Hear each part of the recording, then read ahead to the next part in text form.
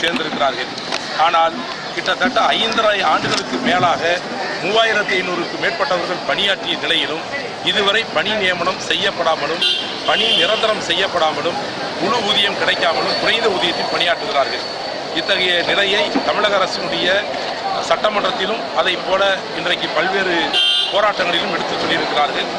இந்த வகையில் எங்களுக்கு உடனடியாக பணி நிரந்தரம் செய்யப்பட வேண்டும் என்ற நியாயமான கோரிக்கையை முன்வைத்து அரசு ஒப்பந்த செவிலியர்கள் சங்கத்தின் சார்பில் காலவரையற்ற உண்ணாவிரதத்தை இன்றைக்கு தொடங்கியிருக்கிறார்கள். குறிப்பாக தமிழகத்தில் இருக்கக்கூடிய அரசு மருத்துவக் கல்லூரி, தாலுகா மருத்துவமனை உள்ளிட்ட பல்வேறு மருத்துவமனைகளில் மத்திய அரசாங்கத்தினுடைய என்சிஐ நாம்ஸின் அடிப்படையில் மருத்துவர்கள் அதை போல செவிலியர்கள் பணி நியமனம் செய்யப்பட வேண்டும். கிட்டத்தட்ட மருத்துவர்கள் என்சிஐ நாம்ஸின் அடிப்படையில் பணி நிரந்தரம் செய்யப்பட்டிருக்கிறார்கள், பணியில் அமர்த்தப்பட்டிருக்கிறார்கள். ஆனால் செவிலியர்கள் மட்டும் அந்த என்சிஐ நாம்ஸின் அடிப்படையில் இதுவரை பணி அமர்த்தாமல் காலியிடங்களாக வைத்திருக்கிற காரணத்தால் இன்றைக்கு மக்களுக்கும் பாதிப்பு இருக்கிறது. இப்படி 2 ஆண்டுகள் கடந்து பணியாற்றக்கூடியவர்களுக்கும் பணி நிரந்தரம் செய்ய முடியாத ஒரு சூழல் உருவாக்கப்பட்டிருக்கிறது. எனவேதான் நியாயமான அடிப்படையில் என்சிஐ நாம்ஸின் அடிப்படையில் இன்றைக்கு தமிழகம் முழுவதும் பணி காலியிடங்களை பூர்த்தி செய்தாலே கிட்டத்தட்ட 4000 பணியிடங்கள் இன்றைக்கு நிரந்தரம் செய்வதற்கான வாய்ப்புகள் இருக்கிறது. அந்த அடிப்படையில் இவர்களை உடனடியாக பணி நிரந்தரம் செய்வதற்கான வாய்ப்புகள் இருக்கிற இந்த சூழலில் தான் இந்த போராட்டத்தை தொடங்கியிருக்கிறார்கள். குறிப்பாக இன்றைக்கு இவர்களின் சார்பில் மற்றொரு கோரிக்கை முன்வைக்கப்பட்டிருக்கிறது. இந்த ஆண்டிலிருந்து எம்ஆர்பியின் மூலமாக தேர்வின் அடிப்படையில் செவிலியர்கள் தேர்வு செய்யப்படுகிறார்கள்.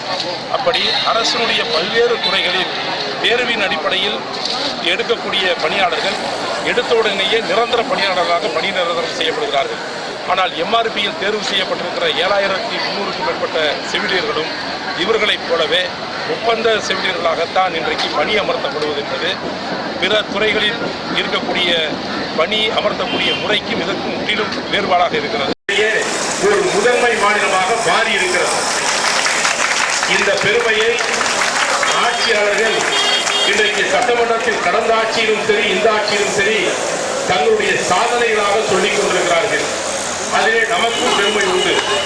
ஆனால் இந்த சாதனையை சொல்லிக் கொள்கிற அந்த உரிமை அவர்களுக்கு இருக்கிறது என்று சொன்னால் சுகாதார நிலையங்களில், அதுவும் ஊருக்கு வெளியிலே பல இடங்களில் இருக்கக்கூடிய சுகாதார நிலையங்களில் இரவு நேரத்தில் மருத்துவர் இல்லாமல், காவலர் இல்லாமல், பிற பணியாளர்கள் இல்லாமல் 3 செவிலியர்கள் என்ற அடிப்படையில் இரவு நேரத்தில் தனியாக ஒரே செவிலியர் திருட வந்துடுவான், மூடி வச்சா நோயாளி போய் கம்ப்ளைண்ட் பண்ணிக்கலாம். இதுதான் அவங்க நிலை.